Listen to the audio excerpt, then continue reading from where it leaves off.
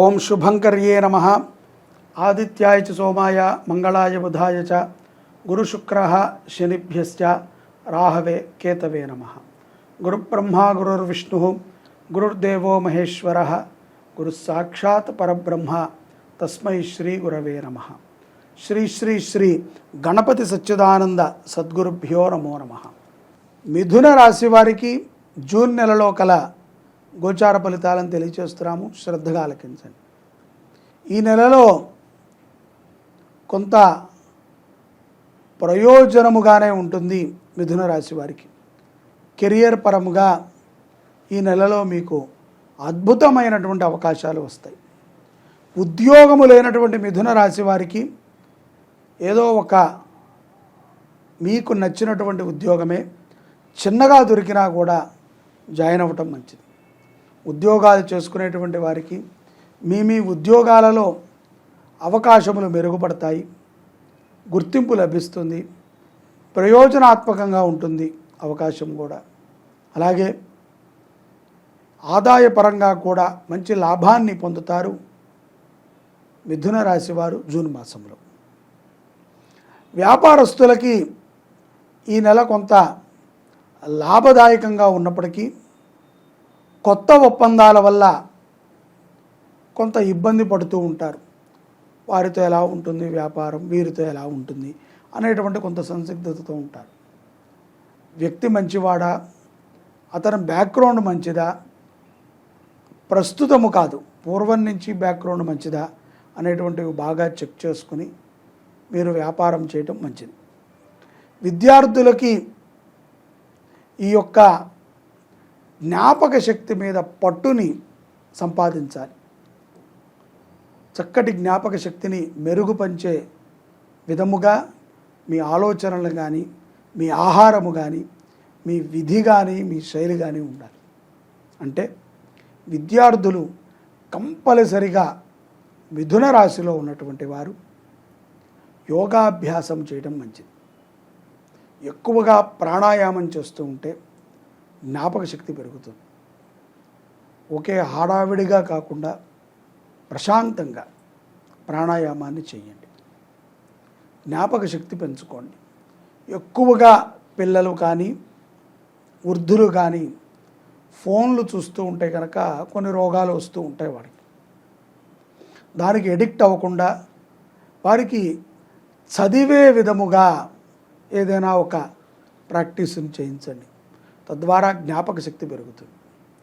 పాత కథలు చదివిన విద్యార్థులు యోగాభ్యాసం చేసిన ఈ యొక్క గాడ్జెట్స్కి కొంచెం దూరంగా ఉంటున్నా జ్ఞాపక శక్తి పెరుగుతుంది. తద్వారా ముందున్న రోజులలో ఈ యొక్క జ్ఞాపక శక్తి ద్వారానే మీరు అద్భుతమైనటువంటి విజయాలను పొందగలుగుతారు. తల్లిదండ్రుల మాటని మాత్రము జవదాటవద్దు. పెద్దవారు ఎవరైతే గనక పెద్ద పెద్ద చదువులను చదువుతున్నారో మిథున రాశిలో ఉన్నటువంటి వారు తల్లిదండ్రుల మాటను గౌరవించండి, వారి మాటలు వినండి, వారికి నచ్చిన విధంగా ఉండండి, వారు చెప్పిన పనిని చేయండి. మీ భవిష్యత్తు చాలా అందంగా ఉంటుంది. తొందరపాటుతో ఏదో ఈ సందర్భంలో వీరి మాట వినాల్సి వచ్చింది కాబట్టి ఇక తల్లిదండ్రులు వద్దులే, వాళ్ళ మాట ఏముంది, వాళ్ళకి కన్వీనెన్స్ చేసుకుందామని మాత్రం అనుకోవద్దు. ఆర్థిక పరిస్థితి ఎప్పటికప్పుడు విదేశాలలో ఉన్నటువంటి మిథున రాశి వారు పరిశీలించుకుంటూ ఉండండి. బ్యాంకు నుంచి కొంత డబ్బు అపహరించుకుపోయేటువంటి అవకాశం కూడా ఉన్నది. సంపాదించినది ఒక్కసారిగా జారిపోయేటువంటి సందర్భాలు కొంతమందికి ఉంటాయి విదేశాల్లో ఉన్నటువంటి వారికి. సౌత్ దేశాల్లో, భారతదేశం నుంచి సౌత్ దేశంలో ఉన్నటువంటి వారికి ఈ గ్రహ ప్రభావం ఉంటుంది. అనూహ్యమైనటువంటి నష్టము, అనూహ్యమైనటువంటి లాభము రెండూ చేకూరతాయి. కాబట్టి మీ యొక్క బ్యాంకు ఖాతాలని ఎప్పటికప్పుడు పరిశీలించుకుంటూ చక్కగా జాగ్రత్తగా ఉండండి. విశ్వాసముతో ఎవరికి పడితే వారికి మీ యొక్క ల్యాప్టాప్లు కానీ, ట్యాబులు కానీ, ఫోన్లు కానీ ఇచ్చి పోగొట్టుకోవద్దు. అలాగే తల్లిదండ్రుల విషయములో, వారి యొక్క ఆరోగ్య విషయములో మిథున రాశి వారు తీసుకునేటువంటి ఒక జాగ్రత్త వారిని పెద్ద రోగం నుంచి బయటపడేస్తుందని అనుకోవాలి. కుటుంబపరముగా చాలా ఆనందంగా గడుపుతారు. స్త్రీలు మీ యొక్క అద్భుతమైనటువంటి ఆలోచన విధానముతో కుటుంబం చాలా ఆనందంగా ఉంటుంది మిథున రాశి స్త్రీల ద్వారా. మిథున రాశిలో ఉన్నటువంటి ఈ యొక్క జాతకులకి జూన్ మాసాంతములో అద్భుతాలు కొన్ని జరుగుతూ ఉంటాయి. ఊహించనటువంటి గెస్టులు రావటం, ఊహించనటువంటి ఇష్టమైనటువంటి వ్యక్తిని చూడటము. స్టార్స్ని మనం చూస్తూ ఉంటాం కదా, అప్పుడప్పుడు ఫిలిం స్టార్స్నో, స్పోర్ట్స్ స్టార్స్నో, సింగర్స్నో ఒక మంచి ఎగ్జైట్మెంట్లో ఉంటారు. ఆనందకరమైనటువంటి ఎగ్జైట్మెంట్లో విజయాలను సాధించగలుగుతారు. మీరు ఎంతోమందికి మోటివేషన్గా కూడా నిలవటానికి కొన్ని ఆస్కారాలు ఉంటాయి. గృహోపకరణాలు కొంటారు. గతములో మీ నుంచి డబ్బు తీసుకుని పారిపోయినటువంటి వ్యక్తి తానంతడు తానుగానే ఎదురు వచ్చి డబ్బు ఇవ్వటం అనేటువంటిది అనూహ్య మార్పుగా మీరు అనుకుంటారు. జూన్ 7వ తారీఖు నుంచి జూలై 1వ తారీఖు వరకు అష్టాదశ శక్తిపీఠాలలో ప్రతి శక్తిపీఠములో కూడా మహాగణపతి అర్చన, రుద్రాభిషేకము, చండీ హోమాన్ని నిర్వహణ చేస్తున్నాను. ఆ వివరాలు కింద మీరు కాంటాక్ట్ చేస్తే కనుక చెప్తారు. ప్రతి ఒక్కరూ పాల్గొనండి. ఇది ఒక గొప్ప అవకాశం. ఈ జన్మకి ఇటువంటి అవకాశం మరలా మనెవరికీ రాదు. ఈ జూన్ మాసములో మిథున రాశి వారికి ఎంతో ప్రీతికరమైనటువంటి పనులను చేస్తూ ఉంటారు. మంచి భోజనము, విశాలవంతమైనటువంటి నిద్ర, విలాసవంతమైనటువంటి ఆనందాన్ని పొందుతూ ఉంటారు.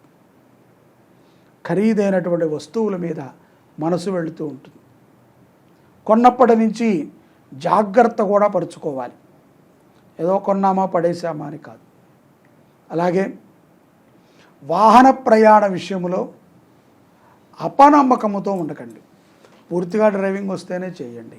సగం సగం డ్రైవింగ్తో చేసి మీరు బాగానే ఉంటారు, ఖరీదైన వాహనంలో ఉన్నారు కాబట్టి మీ నుంచి ఎవరికి ఇబ్బంది కాకూడదు. ఏ ప్రాణికి కూడా హాని కలగకూడదు.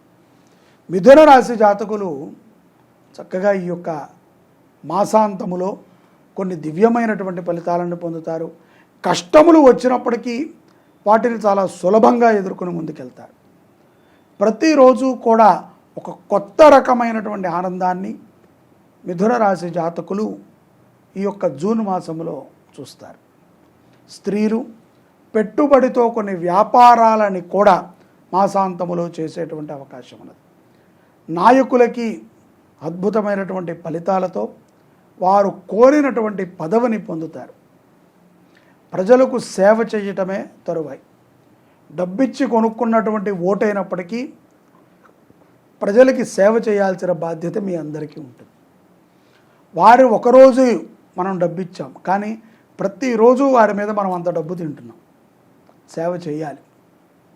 సమాజ సేవ చేసేటువంటి నాయకుడు తప్పనిసరిగా ప్రతి ఒక్కడికి కూడా ఆదర్శప్రాయుడవుతారు. గురు భక్తిని పెంచుకోండి మిథున రాశి జాతకులు. ఈ యొక్క మాసములో ఒక ఆవుని దత్తత తీసుకుని పోషించడం ద్వారా మీ జీవితం అంతా కూడా సుఖమయంగా ఉంటుంది. గోవుని దత్తత తీసుకోండి, గోవుని పోషించండి. శివాలయ దర్శనము మిథున రాశి జాతకులకి జూన్ మాసములో అఖండమైనటువంటి ఫలితాలను ఇస్తుంది.